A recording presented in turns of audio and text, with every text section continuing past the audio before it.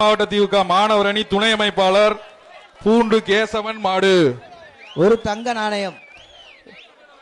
இந்த மாட்டிற்கு தங்க நாணயம் ஒரு ஆள் பெற்றது. அடுத்தது ஆடிட்டர் நடராஜன் சார்பாக திண்டுக்கல் மாவட்டம் சிறுநாயக்கன்பட்டி பாஸ்கர் மாடு. கொஞ்சம் சாட்டா ஊர் பேரு உரிமையாளர் பேர் மட்டும் எழுதுங்க.